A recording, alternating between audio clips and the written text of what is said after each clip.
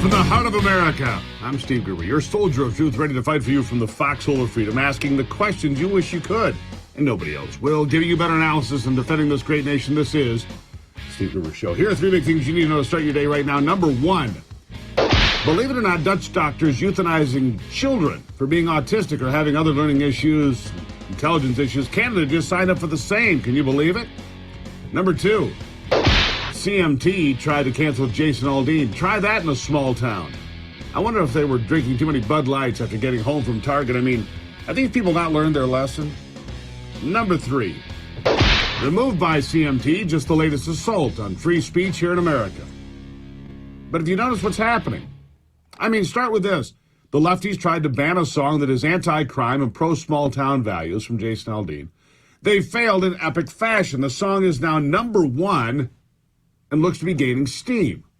The radical left came out 3 weeks ago and tried to paint the anti-human trafficking, anti-child sex slavery movie, Sound of Freedom, as some sort of QAnon conspiracy theory movie. It just posted better numbers on its third weekend than it did when it debuted. The movie has brought in $125 million at the box office, shocking many, officially experts in Hollywood. And then, of course, the infamous Bud Light debacle. Trying to push radical transgender ideology on its customers who reacted swiftly, and now Bud Light has lost over $30 billion. Target got smashed for its women's swimsuits with tuckable fronts so men could wear them more comfortably. They've also lost piles of money. You see, the cancel culture is backfiring, and the bully tactics of the left may have run out of runway. People are just sick and tired of being told what they have to accept. You must accept this. No, we don't. We're tired of being bullied by big mouths on the left, disingenuous big mouths, by the way. And they found a way to be heard. We have found a way to be heard. Not spending any money with these people. Not spending any money with these people and then spending money with those that we want to support them. Like Jason Aldean or on Sound of Freedom.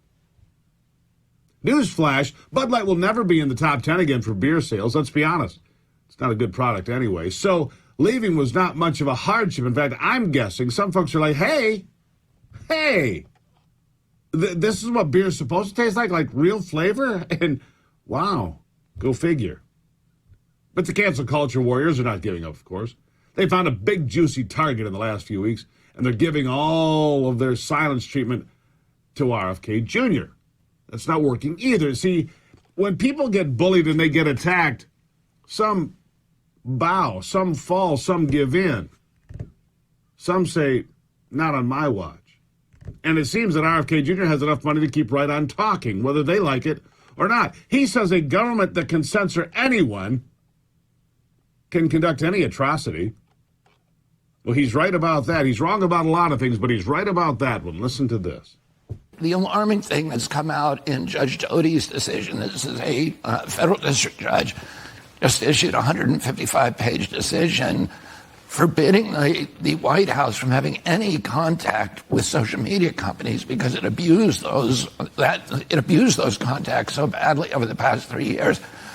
What we now know is that the White House had deployed an army of federal agencies, including the CIA, the FBI, the DHS, Department of Homeland Security, the IRS, and many others, to threaten Facebook, Google, and Twitter with withdrawing their Section 230 immunity, which is an existential threat. Those companies cannot exist without that immunity, and they were told that if they did not censor the president's opponents, critics of these policies, that they would lose that immunity. Unbelievable. Yeah, but for some on the left, here's the problem. For some on the left, I think they actually believe they are somehow delivering on the greater good by trying to silence anyone like Jason Aldean and Sound of Freedom. They think they're doing the greater good by silencing anyone and everyone they disagree with. It's truly remarkable. Stacey Plaskett, she is the member of Congress from the United States Virgin Islands. She's very proud of censorship and promoting for the government to tell you what to believe. She thinks that the government ought to be able to tell you this is what's real, this is what's not real, this is what's approved information. Approved information. Here it is. Well, first of all, they want to talk about censorship, that anytime you point out untruths, you're censoring, you're stopping people from speaking. It's not that we're not stopping people from speaking. People can speak, but we're also going to give the American people the truth so that they can have science and facts and history against wild, outlandish claims that the Republicans are trying to get. That's not only going to keep them from going to the polls or suppressing vote or telling untruths, but is also really very detrimental to the American people. Yeah. They'll tell you what's real. Stacey and her team, they'll tell you what's real. She spent her day the other day attacking RFK Jr., labeling him a racist, an anti-Semite, maybe even a white supremacist. Because that's what they do. And if she didn't say it straight out, it is certainly what she was alluding to all day long. If you don't bend the knee to the culture cult of the left, they're coming for you too. But not everyone responds to the bullying. Not everyone is scared away or willing to back down to such threats and such attempts at intimidation.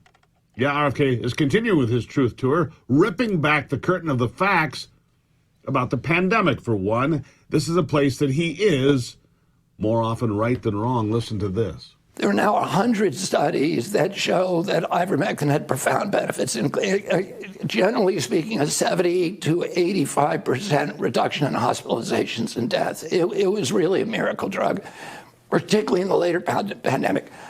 But I think if that was all in like Bangladesh or South America, it could be because it was all over the killing world. off parasites. It was all over the world. The countries where they use it for parasites, Nigeria, which has the highest river blindness burden in the world, did have the lowest COVID death rate in the world.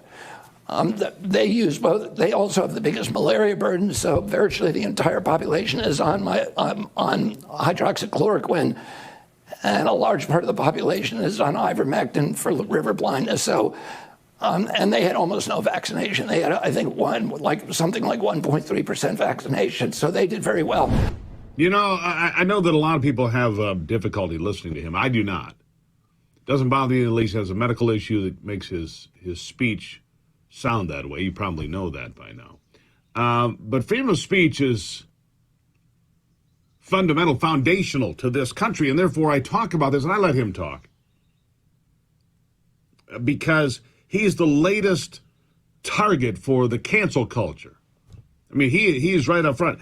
And the other thing is, if you do anything they don't like, man, they will come after you. I wonder if Italy's going to be in trouble. The Miss Italy beauty pageant has now banned biological males from competition. They said, yeah, we're not doing that. We're not playing that game. And there's something else that the left does in line with the cancel culture, and that is to just not talk about big stories that do matter. They silence big stories that do matter that might impact the culture or the country or elections or anything else, you see. We're going to talk about that part, the flip side of all of this, after the break. Good to have you here as we kick off another big week. Thank you. Check out SteveGruber.com. SteveGruber.com. Read what I'm writing, what Liberty Page has to say, what John Solomon's posting. It's all there at SteveGruber.com. Give me a moment and I'll be back.